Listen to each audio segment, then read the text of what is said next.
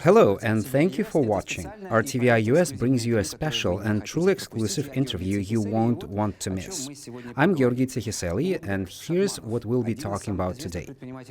Ulugbek Shadmanov is one of Uzbekistan's most famous entrepreneurs, often called the country's cement king. In December 2024, he was detained in Dubai. In January 2025, he was extradited to Uzbekistan. According to his defense attorneys, the only official charge so far is illegal border crossing. Yet he has been held for more than 270 days, often without access to his lawyers. At the same time, media reports suggest that assets previously linked to his name are being re-registered.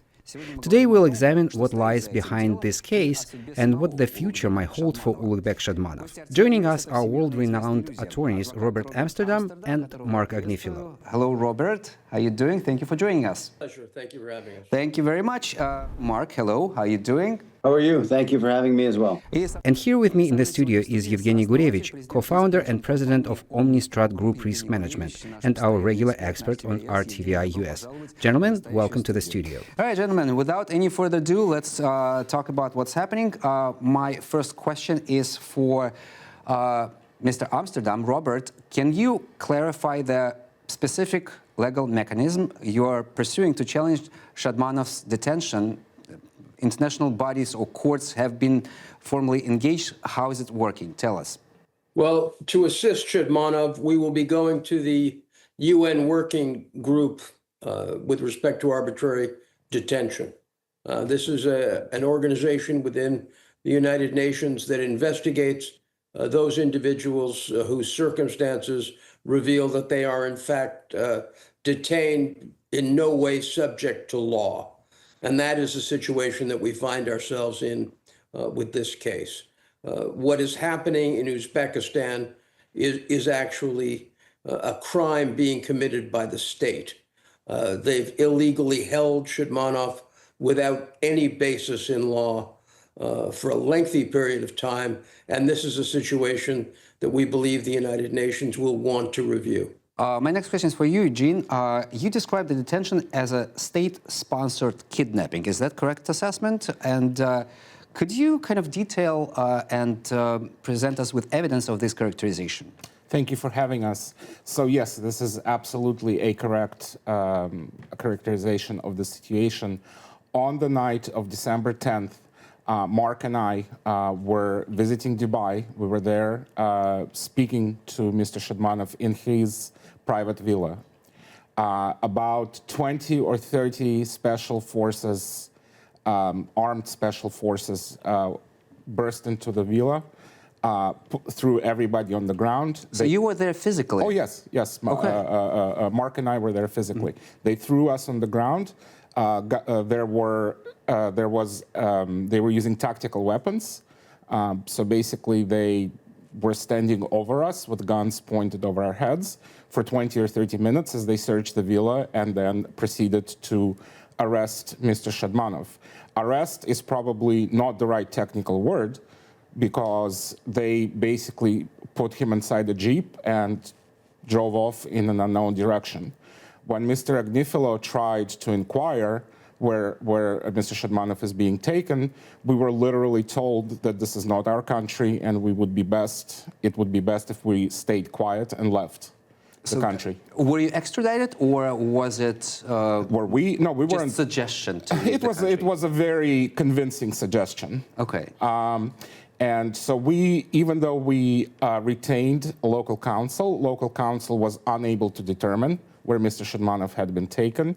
Of course, Marc and I left the country. Counsel were unable to get in touch with Mr. Shadmanov until he turned up mysteriously in Tashkent in the beginning of January 2025. We have no idea. Later, we found out that he was taken on a private jet without a passenger manifest, without any due process, without a hearing. So for something like that to happen, it wasn't a mistake, it wasn't a coincidence. It had to have happened with some very serious involvement from some very powerful people. Is it state-sponsored, or is it sponsored by certain personalities within the state who had malicious intent? we would prefer to believe that it was certain people, because we don't think that the state itself is behind this. But the effect to our client is the same. So just to clarify, there are no known to you, at least, charges that are brought against Mr. Shadmanov, either in United Arab Emirates, UAE, or in Uzbekistan. So do you have any comprehension now, 273 days later, what is the legal basis for this arrest and detention? There are definitely no charges in the UAE. In Uzbekistan, he has been charged with a minor infraction, which is punishable by, I think, a $600 fine, which is an illegal crossing of the border. And he was charged with this already when it was too late, already when the statutory period for bringing such a charge in Uzbekistan had passed. So, in effect, but let's say we omit that part, even the fact that he is just charged with this and is being kept in prison for this long, awaiting a hearing, awaiting a trial, is something that doesn't square with his lawyer's understanding of either the Uzbek law or international procedures. I want to turn to Mr. Agnifilo. Marc, can you shed some light on the conditions and treatment of Mr. Shadmanov experiencing during the 30 days in the apparently secret detention in the United Arab Emirates and while in custody in Tashkent? Sure. So of special concern to me, because I was in Dubai, as Eugene pointed out, as a lawyer, to have a legal meeting with Mr. Shadmanov. He was taken by armed men. And of great concern to me is the fact that they didn't tell me where he was. We hired a local Emirati lawyer. I inquired of the police in Dubai. I said, I'm here to see my client. I demand to see and to speak with my client and to know why he has been taken away and detained. And one of the things, and Mr. Amsterdam talked a few minutes ago about the United Nations Working Group on Arbitrary Detentions, some of the different principles that working group looks at in determining whether a detention is appropriate or not is, are there charges? And there were no charges in the UAE. There were never any charges in the UAE. So he was held without charges. That's unlawful. He was denied counsel in the form of myself. That's unlawful. And he was taken to a secret location where no one could find him. That's unlawful. So this combination, we believe, makes this situation very much appropriate for a complaint to the United Nations Working Group on Arbitrary Detention. I was very concerned that when Mr. Shadmanov was taken from Dubai to Tashkent, that he could, be physically injured. We've kept our eye on the situation. Thankfully, that does not seem to have happened, but it has been very difficult for him to speak with his lawyers. We are kept at a distance. And so we believe that this entire process, both the detention in Dubai, his removal without any lawful process from Dubai to Tashkent, and his continued incarceration in Tashkent is all in violation of the principles announced by the United Nations and in violation of the principles that working group looks to when they decide to get involved into a situation. So we believe we have a very good argument and a very meritorious complaint. The only thing that could happen now is that he must be released. We're not going to stop until he's released, and when he's released, we expect we can resolve whatever situation he is facing in a much more amicable way. Eugene, I want to turn to you again. I'm curious, has there been any response from U.S. authorities or international authorities in the form that, are usual in this kind of circumstances, be that sanctions, be that diplomatic interventions or something else? Was this done in this case? It hasn't. My company has advised the White House as well as Secretary Rubio and the United Nations about what is happening. Also, Mr. Agnifilo had sent lawyers not to United States government, but certainly to the Uzbek government, because we believe, I want to make something very clear, we believe that the president is not aware of the situation. Oh, you mean the president, of Uzbekistan. Mm-hmm. We believe that this is something that is being done by bad actors within his government or within his apparatus. And so we have been seeking a dialogue with the president of Uzbekistan to make sure that the rule of law is applied correctly in the situation. We have advised and have been told that the U.S. authorities are aware of the situation, but because Mr. Shadmanov is not a citizen of the United States, this is not their immediate priority. Well, understandable. Robert Amsterdam, I want to turn to you now. Mr. Shadmanov is a business magnate. Some call him even oligarch, I've seen in the Russian language media, with wide holdings in Central Asia, particularly in the cement industry. Do you anticipate political or economic pressure in that region affecting this particular case? Absolutely.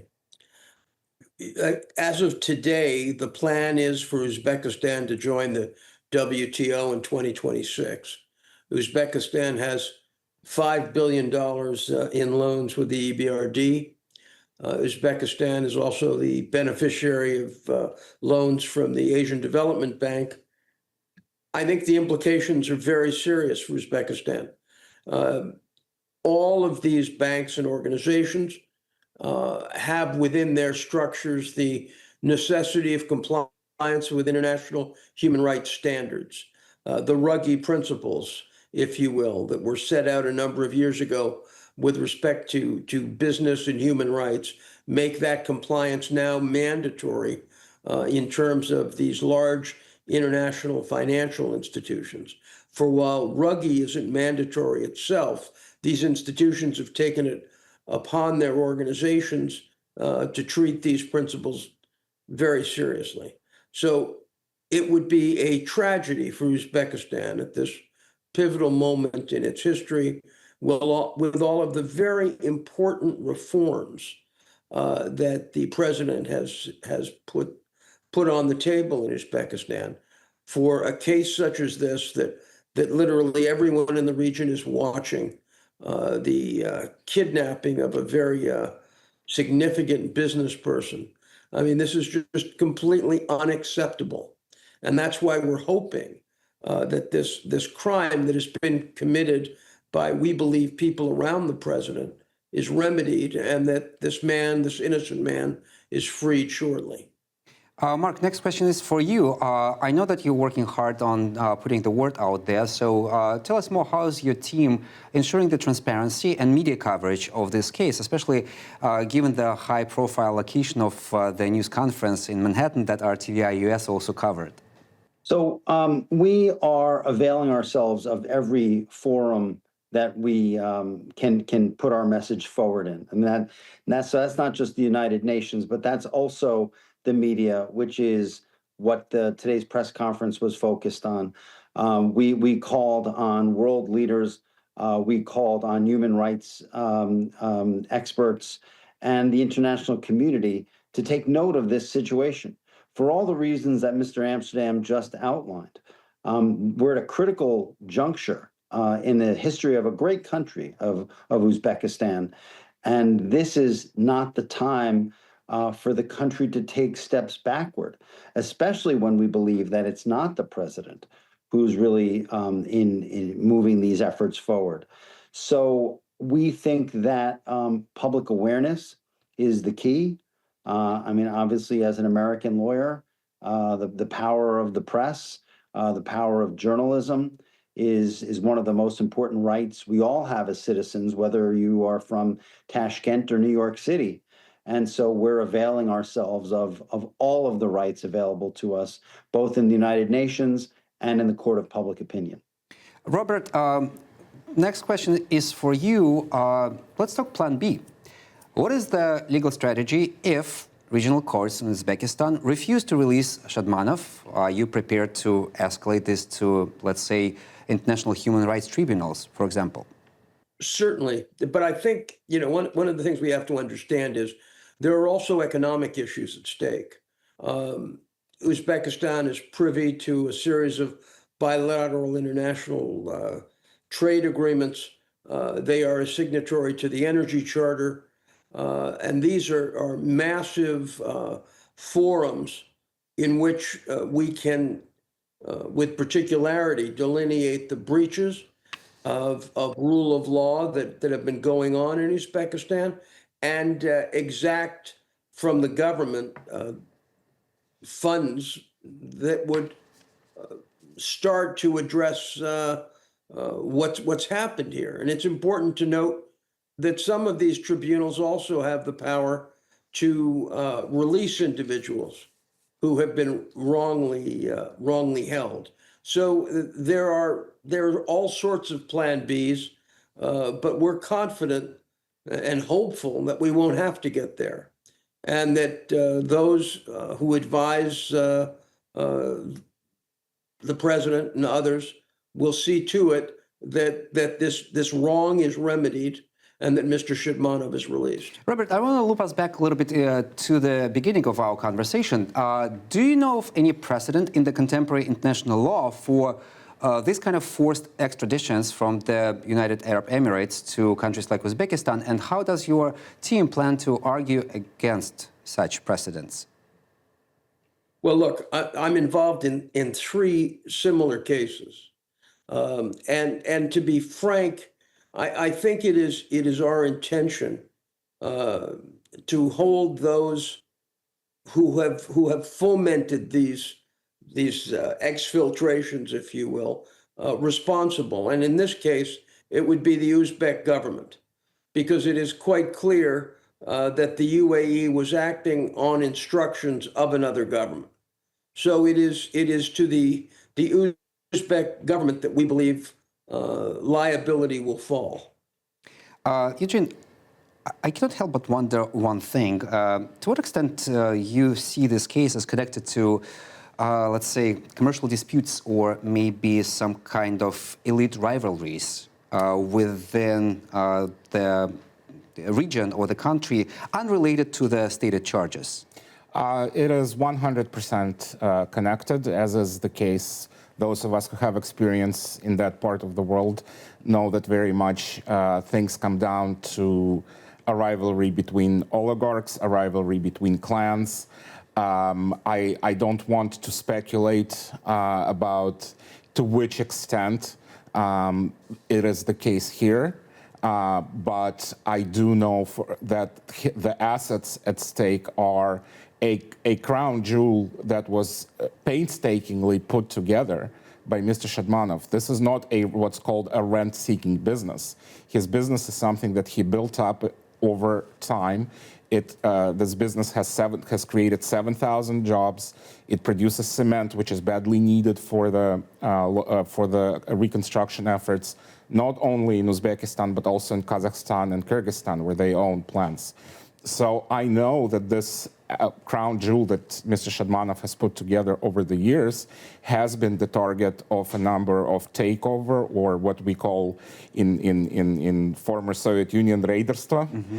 I know for a fact that at least that part of it is present, and that certain of his competitors have tried to use the US congressional system even to blackmail, and again, I don't want to name names here, but if you go on Google and do a search, you will find a lot of information about that. So we know that this has been a contention that's been going on for a couple of years at least now.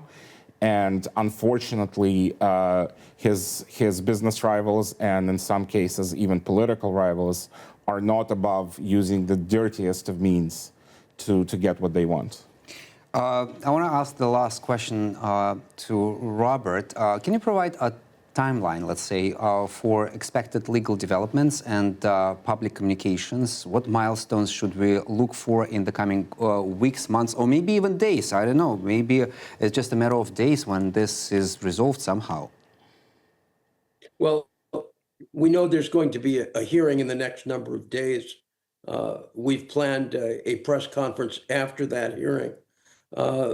Then when we get into issues concerning the international financial institutions, those types of requests and meetings could happen very quickly.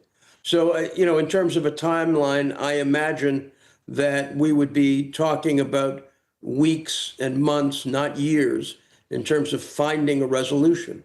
And I think the other thing that's very important, and Eugene has spoken of it, and I've seen it in my career many times, there are, we believe, individuals within the government that have captured the government and that have propounded these ridiculous charges.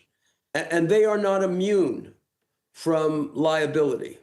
And they would absolutely, those individuals know who they are, and they would indeed be a target in terms of our next steps. And, Marc and I are two boys from the Bronx who have worked together for many years. And I am quite confident in terms of result. But I want to end by saying this. I've been in this region since 1972. I paid attention to the inaugural address of the president of Uzbekistan. And he outlined and has followed through with many commitments in terms of very significant reforms. And I hope and pray that through his efforts, this innocent man is released, and that Uzbekistan stays on this road that he is paving, which I hope will lead to WTO accession next year. I think we should all understand, we hope this is but an aberration, and that the future will be brighter both for the client and the country. Robert, one quick follow-up before I let you go. Are you seeking any measures from international bodies, be that United Nations or something else currently? Absolutely.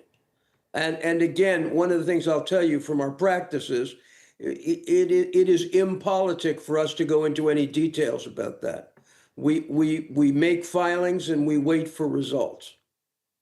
All right, gentlemen, thank you so much for sharing this story with us and with the world. This is absolutely important, and thank you for shedding light for the situation that begs to be resolved amicably, hopefully so.